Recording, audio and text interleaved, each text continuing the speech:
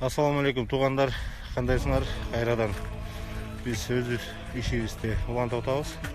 Кече күнү Жомарт Берешен кол аттуу коом бар экен, ушу мекендештерибизден түзүлгөн.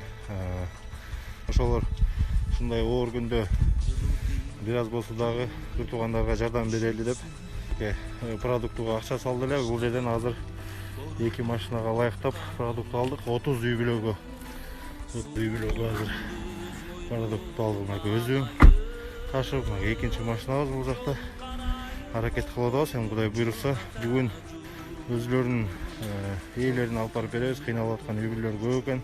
Чоң рахмат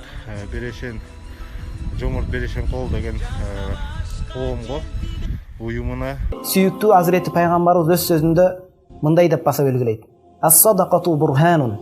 Садака момун адамдын чыныгы ыйман ээси экенинин далили.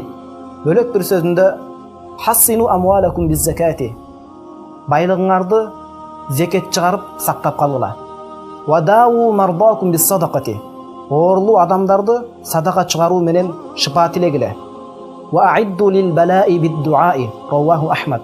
Ал эми алдыда келе турган кыйын, катаал күндөргө түндө туруп ыйлап дуа кылуу менен алдын алгыла дейт.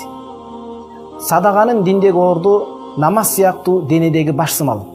Мусулмандар бири-бирине кайрымдуулук кылууда бир дене сыяктуу. Эгер ал дененин бир жерине запкы, оору чексе, зыян жетсе, башка дененин бардыгы ага кам чегип, сана чегишет.